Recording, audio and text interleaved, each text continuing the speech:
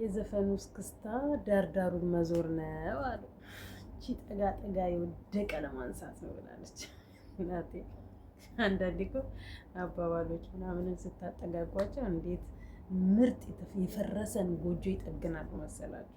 ለማንኛውም አቤል የሄርሜላን እህት እናቴ ሲገባ ሲወጣ እናቴ እዚህ ጋር አፈፍ አብርሃምና ሄርሚ ለዚህ የደረሱት ሁሌ በመገናኘታቸው፣ ሁሌ ዩቲዩብ አብረው በመስራታቸው፣ ሁሌ ሀሳብ ሼር በመደራረጋቸው ነው። እና ምን ለማለት ነው አቤልም እንግዲህ ያለፈው አልፏል። እኔስ ማነኝ ዙሪያ ያለውን ሰው ለምን አላይም? ገና የማይፈልገኝን ገና አንድ ፍሬ ልጅ ቤተሰቦቹ አይቻልም እያሉ ከምጠብቅ ለምን ወደዚህ ጠጋ ልልም ብሎ እናቴ ይሄንን ያለ ሀሳብ ፊት ለፊቱ እየተገላበጠ ያለውን መቀመጫ እያየ እናቴ መቼም ዝም ብሎ ለአሳልፎ ለሌላ ሰው አይሰጠውም ብዬ አስባለሁ። ምክንያቱም እንዴት እንደሚውሉ እንዴት እያየናቸው ነው። ለማንኛውም የሚመችክ እናቴ ጠጋ ጠጋ በላ። አንዳንዴ ወይ ካለው ተወለድ ወይ ካለው ተጠጋ ብለዋል። ስለዚህ ሄርሜላ ደግሞ ብትለው እንግዲህ አልደፍርም አላት መሰለኝ። በቃ እንግዲህ እነሱን አስወጣችና በቃ እሺ ጃኬትን አውልቅ፣ በር ልቆልፍ፣ ካሜራ ልዝጋ፣ ከንፈርን ሳምኩ፣ አይዞሽ ከዚህ በኋላ እኮ ያንቺ ነው፣ ፈለግሽውን ብታደርጊው እንደፈለግሽ ብትሆኝበት ያንቺ ንብረት ሆኗል፣ ያንቺ አድርገሽዋል። ስትፈልጊ ማዘዝ፣ ስትፈልጊ መታዘዝ፣ ስትፈልጊ ማሸት፣ ስትፈልጊ መታሸት ያንቺ አማራጭና ፍላጎት ነው።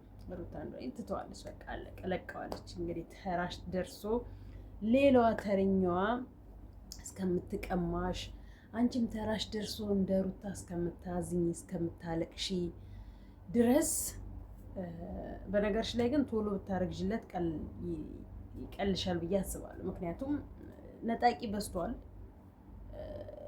እንደለመደው ሌላ ሴት ጋር ከመሄዱ በፊት ወይም ነፂ መታ እንትን ከማለቷ በፊት ቢያንስ አርግዥለትና እርጉዝ ሴትን ደግሞ እንዴት መንከባከብ እንዳለበት ደግሞ ቢያንስ ከአንቺ ላይ እንኳን ብታስተምሪ ብናየው ማለት ነው፣ እንዴት እንደሚንከባከብ ሚስትን።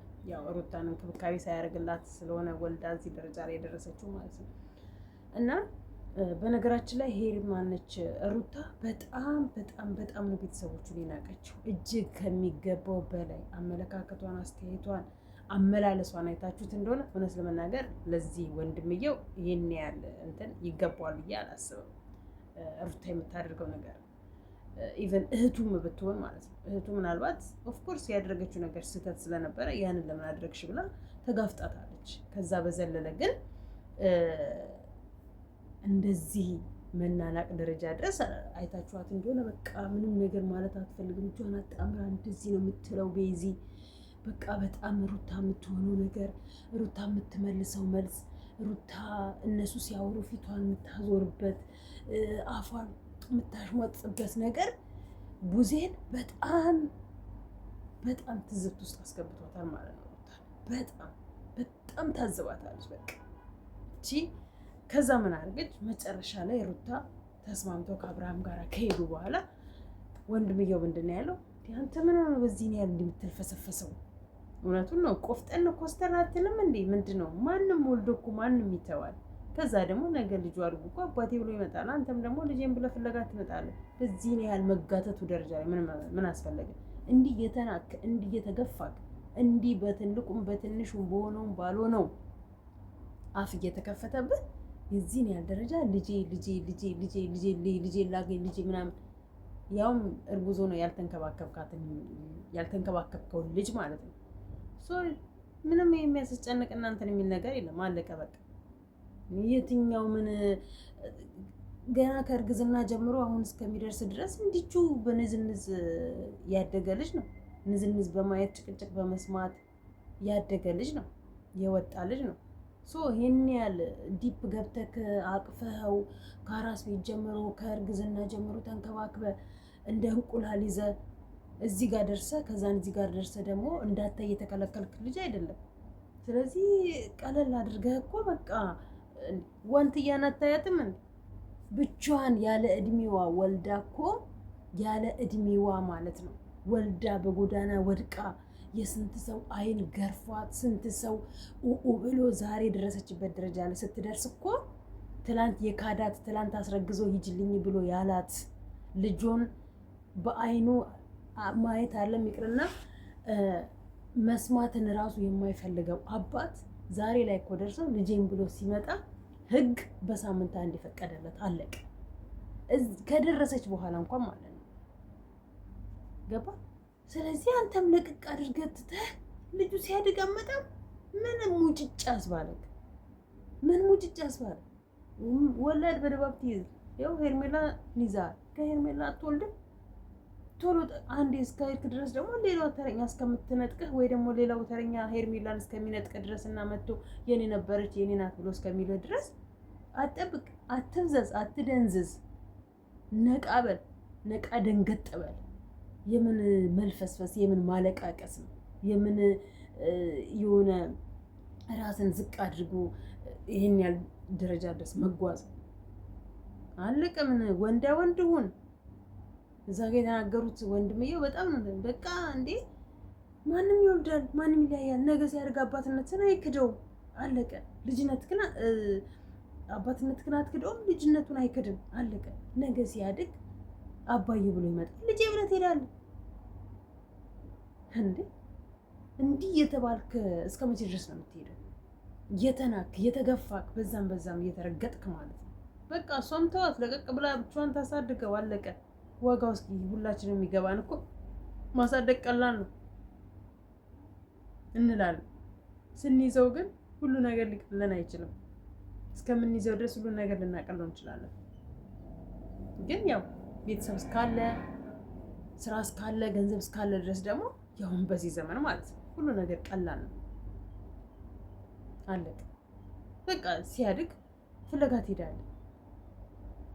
በዚህን ያህል ድረስ ከእሷ ጋርም ሰጥ አገባ መገባባት፣ በዚህን ያህል መገፋፋትም፣ በዚህን ያህል ቂም መያያዝም አያስፈልጋችሁም። አለቀ። ለልጃችሁ ነገ የምታተርፉት ምንም ነገር ምንም እሷም እንዳለችው ማን ተንከባክቦ ማን ይዞ ማን እንዳሳደገው መረጃና ማስረጃ ሁልሽም እጅ ላይ አለ። በቃ አንቺ ምን እንዳረግሽው አባቱን፣ እሱ ምን እንዳደረገ እናቱን፣ ልጁ በምን አይነት ሁኔታ ውስጥ ተረግዞ በምን አይነት ሁኔታ ላይ አድጎ እዚህ ላይ እንደደረሰ ራሱን በራሱ በስነ ስርዓት በየቀኑ ቀን ጽፎ በየዕለቱ የምትሰሯትን ነገር መዝግቦ የማያጠፋ ዩቲዩብ ካምፓኒ አለ። እሱን ቁጭ ብሎ ይኮመኩምልሻል። አለቀ። ያየዋል። አንቺም ተንከባክበሽ መከራ በልተሽ አሳደግሽው፣ እሱም ዋጋ ከፍሎ ሊያገኘው ቢመጣ ቢሄደ ምን ያህል እንደተገፋ ምን ያህል እንትን እንደተባለ ሁሉንም ያየዋል። የዛኔ ልጁ ወንድ ልጅ ግን ወንድ ነው፣ ለእናቱ ነው። ወንድ ልጅ እናቱ ነው የሚፈልገው። እኔ ልጆቼ ለእኔ ያላቸውን እንትን ማለት ነው። ስለዚህ ወንዱ ልጅ እናቱን ስለሆነ የሚፈልገው ፈለገ ነገር ቢመጣ አባቱ ጋር አይሄድም። ምናልባት የሆነ ጥቅማጥቅም እንትን የሚለው ከሆነ በዛ ከዛ በዘለለ ግን ይህን ያህል ደረጃ መደራራስም አያስፈልግም። አለቀ።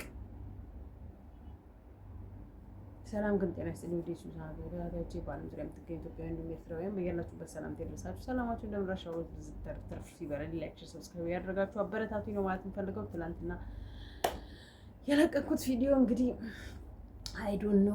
ለማንኛውም ግን በስማም ከስራ ገብታችሁ ወይኔ የምተኛት እንቅልፍ እንዴት የምትጥም እንቅልፍ ናት። ቡና ጠጣለሁ ከስራ ገብቼ፣ ከዛ የሆነ ኮመኩማለሁኝ። ከዛ በኋላ ሳላስበው እንቅልፍ ላጥ ያለ ይወስዳል። እናቴ ስትነቃ ሪላክስ ሆነክ እንደ አዲስ ታድሰሽ ትወጫለሽ። ደስ ሲል የሰዓት እንደገና ደግሞ የሁለተኛ የእንቅልፍ ሰዓት እስከሚደርስ ድረስ ማለት ነው። በነገራችን ላይ አንዳንድ ሰዎች ቡና ጠጥተው ተአምሩ ይመጣ ሲገላበጡ ውለው ሲገላበጡ ያድሩ እንቅልፍ አይወስዳቸው።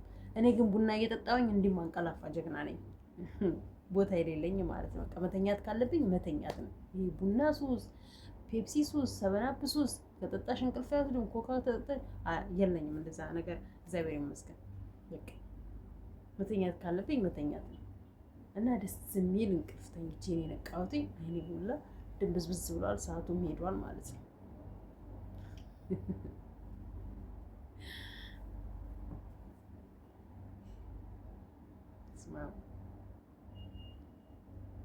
ግን እንዴት ነው ጽጉ ብላ ብላ የአበሻ ቀሚስ ለብሳ ጂም ቤት ዝጥልቅ። እናቴ ጎበዝ አንቺ ነሽ እናቴ፣ ያወቅሽበት የኔ እብድ ያወቅሽበት እንደዚህ እንኳን የሚያዝናና የሚያስቅ ነገር የሚያስረሳ ችክ ያላለ በቃ ምንም ብትሰራ ምንም ብታደርግ በቃ ዘና የምታደርግ ሴት ጽጉ ማለት ነው። እና ጂም ቤት ቀሚስ ለብሳ የሀበሻ ቀሚስ ለብሳ እናቴ ዋ ያለች ወንዳ ወይም መችሽ ጽጉዬ አንቺ እናቴ ምንም ስሪ ምንም አድርጊ ትላንት ባጥር ዘለሽ ለሌባ አሳየሽ። ዛሬ ደግሞ ቀሚስ ለብሰሽ የሀበሻ የተከበረ የሀበሻ ቀሚስ ለብሰሽ ጂም ቤት ገባሽለን። ነገ ደግሞ ያስነቀልሻል። እሱ ተራውን እያስነቀልሽው ነው ሰሞኑን። እውነትም ያናድዳል። በነገራችን ላይ ቤዚ ልጁን ስታየው ለምን ወደዚህ ፌንት የሰራችው ግን አይታችሁ እንደሆነ ማለት ነው። ማርክ በቃ የመጨረሻ ወስኖ ቆርጦ ነው መረጃውን ማስረጃውን ከስልክ በላይ ከዛ ጻፉትና ከፎቶ በላይ በአካል ልጁን ይዞላት የመጣው ማለት ነው።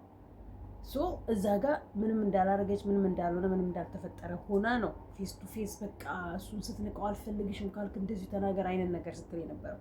ልጁን ስታይ ለምን ፌንት ሰራች?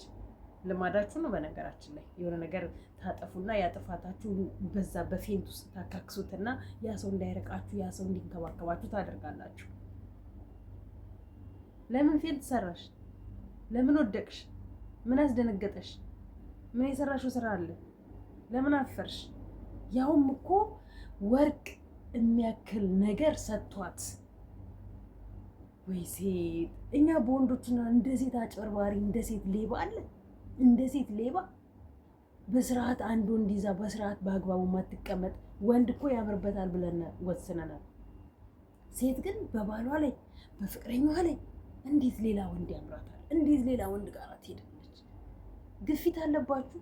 ግፊት ነው ወንድ ግፊት ነው ስኳር ነው አሉ የተለያየ ሰው እንዲታዘዝለት የሚደረገው። እንግዲህ ድሮ እኔ እንደዛ ነው የማውቀው።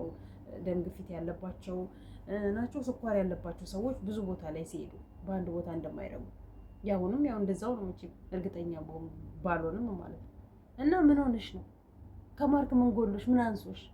እንደ እንቁላል ስለተንከባከበሽ? አይ ሴት ልጅ የምር ከተፈቀረች እኮ በቃ አናቴ ላይ ፖፖ ካልተቀመጥክ እኮ ነው የምትለው። በቃ አናትክ ላይ ፖፖ ካልተቀመጥኩ የፍቅርንና የመውደድን ምንነት ሳታውቁ ትገቡበታላችሁ። ከዛ በኋላ ያም ለጠየቃችሁ እሺ፣ ያም ለጠየቃችሁ ትጀናጀናላችሁ። የማይደረስባችሁ የማይሰማባችሁ መስሏችሁ የቴክኖሎጂ ዘመን ላይ መሆናችንን ዘንግታችሁታል መሰለኝ። ምንም ነገር መሸወድና መሸወድ ማትችይበት ዘመን ላይ ማለት ነው። በፊት እንኳን በደብዳቤ ነበር አፈቅርሻለሁ የኔ ፍቅርን ከዛ ግቢ ስጥልኝ እንኪ እዛ ግቢ ስጭልኝ የተባባልን በደብዳቤ ነበር። ደብተር ፈልጋለሁ ደብተር እንጓዋሳለን በዛ በደብተር ውስጥ ነበር ደብዳቤ። አሁን ደብዳቤ ራሱ ስልክ እጅሽ ላይ ነው ያለው። አገር ደብዳቤ ተጻጻፊያለሽ። ከዛ በኋላ ወዲያውኑ ደግሞ ስክሪንሾት ይደረጋል። ብታጠፊ መረጃ ማስረጃ ተብሎ ያ ይቀመጣል። በሰራሹ ስራ ነገር ደግሞ ታፍሪበታለሽ። ሀይሚም ወስኛለሁ ብሩክን ከዚህ በኋላ ላይ አልፈልገውም ብላ አሳልፋ እየሰጠችው ነው። የምር ብሩክ ነገር ጸጥ ብሎ ይቀመጥ ይሆን? ይሄንን ቪዲዮ አይቶ እርግጠኛ ነኝ ይሄንን ቪዲዮ እንደተለቀቀ እንዳየው እና ሀይሚ ቤት እንደሚሄድ። ይሄን ያለማ ጨካኝ መሆን አይጠበቅብሽም ሀይሚ፣ እውነት ለመናገር ማለት ነው። አለቀ። የሰው ልጅ ያጠፋል፣ የሰው ልጅ ይሳሳታል። ከስህተቱ ዋናው መመለሱ ነው፣ ከስህተቱ መታረሙ ነው። አንቺ ምን አላጠፋሽም እንዴ? ስንት ጊዜ ነው አንቺ ጋር የሚመጡ ወንዶች የተነሳ እሱ የተደባደበው እሱ የማይሆን ሰጣ ገባ ውስጥ የገባው የነበረው እንደዛ እንደማለት ነው። ስለዚህ ለአንዴና ለመጨረሻ ጊዜ ነገሩን ፈታችሁ ከዚህ በኋላ ላይ የማትፈልጉት ቦታ ላይ ላለመገኘት ወስናችሁ አርፋችሁ መሄድ ሲገባችሁ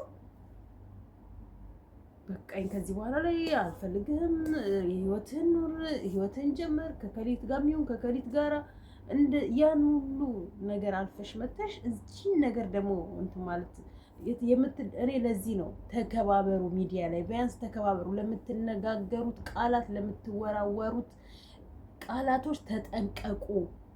ሚዲያ ላይ ካልተከባበርሽ ከሚዲያ ጀርባ ይበልጥ ትናናቂ ያለሽም ነው ውጪ የተባላችሁ በጥፊ እየተመታታችሁ ከአንቺ ሌላ ሴት ያለ የማይመስልሽ ከአንተ ሌላ ወንድ ያለ የማይመስልክ እየተባባላችሁ ከዛ ያንን ሆድሽን እያቆሰልሽ ተመልሼ እንዴት አብሬው እኖራለሁ ወደኋላ እየተመለሽ የተላላክሽውን የተሰራሽውን ቪዲዮ እያየሽ እንዴት ልብሽ ይረጋጋና ወደ እሱ ይመለስ ወይ ወደ እሷ ትመለሳለህ? ለዚህ ነው ሚዲያ ላይ ተከባበሩ፣ ለምትነጋገሩት ቃላት ተጠንቀቁ። አለቀ። ተጠንቀቁ። ህሊናችሁን የሚጎዳዳ ቃላት አትናገሩ። የወጋ ቢረሳ የተወጋ ይረሳም አትባባሉ። ነገራትን በቀላል ማለፍ የማይቻል ቃላት ጭንቅላታችሁ ውስጥ አስቀምጣችሁ ከዛ በኋላ ላይ ደግሞ እንዴት ይቅር የሚል ልብ ይኖራችሁ? ይቅርታ የሚያደርግ ልብ እንዴት ይኖራችሁ? ትደፈናላችሁ እኮ አለቀ። ልባችሁ ድፍን ነው የሚለው ሙሉ ለሙሉ ማለት ነው። የማይገባ ቃላት ሰላም ትንሽ ጸብ በመጣ ቁጥር የማይገባ ቃላት ስለምትወራወሩ ማለት ነው። ያንን ይዛችሁ እኝኝ ትላላችሁ በቃ እና አንቺም ብትሄጂ ሌላው ተረኛ ትመጣለች፣ እሱም ቢሄድ ሌላው ተረኛ ይመጣል። አለቀ በቃ። እንደዚህ እየተቀባበላችሁ ቋሚ ያማረ ከመጀመሪያ ጀምሮ ሚዲያ ላይ አብራችሁ ከታያችሁት ሰው ጋር ዘልቃችሁ እስከ ወዲያኛው ድረስ የምትታዩ ጥንዶች እናጣችኋለን። በቃ ለፍቅርም ለመለያየትም ቅልል ትላላችሁ። የሆነ ቅልል በቃ አለቀ በቃ። ምክንያቱም አንድ ላይ ፍቅር በነበራችሁበት ሰዓት ላይ ተሸካክራችኋል። ስለዚህ በቃ አንተም ተለይ አንተም በመስመር አንቺ በመስመር ስትባባሉና ለመለያየት ለመራራቅ ቀላል ይሆንላችኋል። እና ተጠንቀቁ፣ ቃላቶቻችሁን ጠብቁ። ሄለን ግን ምን ሆና ነው? ሄለን የድሮ የማርክ ፍቅረኛ ማለት ነው ማለት ጀዘበች እንዴ? አስነኩባት። እንደነዚህ ከቱርክ የመጡ ሰዎች የቱርክ ፊልምን እንስራብሽ ብለው የቱርክ ፊልም እያሰሯት የአጎታማቾች ልጆች ልታገዳድል ደረሰች እኮ። በሰላም ነው ግን ሄለን በቃ በዙሪያችሁ የሚቆጣጠራችሁ ቤተሰብ ከሌለ በቃ የምትሆኑትና የምታደርጉትና የሚያሳጣችሁ በገንዘብ ነው የምታብዱት ማለት ነው። ያኛውን በምናመንሹ ይሄኛውን በምናመንሹ በየትኛው ቋንቋ ተግባብተሽ በየትኛው ቋንቋ ተረዳርተሽ ነው እውነት ይሄኛውን ሳምነሹ እየጀመረሽ የነበረው? ከዛ ደግሞ እንደገና ይሄኛው መጥቶ እሱ ውሸቱን ነው እኔ ነኝ እንደዚህ የምወድሽ ብሎ ደግሞ መጀመሪያ ሁለቱ ይግባቡ፣ እስኪ ሁለቱ ዘመዳማቾቹ ይግባቡ። ከዛ ደግሞ አንቺ ያኛውን አልፈልግም ብለሽ ይሄኛው ነውር እኮ ነው። በቃ ቅልል እንደዚህ። ኧረ ምን አይነት ጓደኞችሽ ራሳቸው እንዴት ታዘቡሽ? በጣም ነው የሚያስጠላው። በጭራሽ በዘመዳማቾች መሀል ላይ መገባባት ኧረ ነውር ነው። ኧረ ለማንኛውም ይበቃችኋል። ላይክ፣ ሼር፣ ሰብስክራይብ ያደረጋችሁ አበረታቶች ወዳችኋለሁ። ሰላም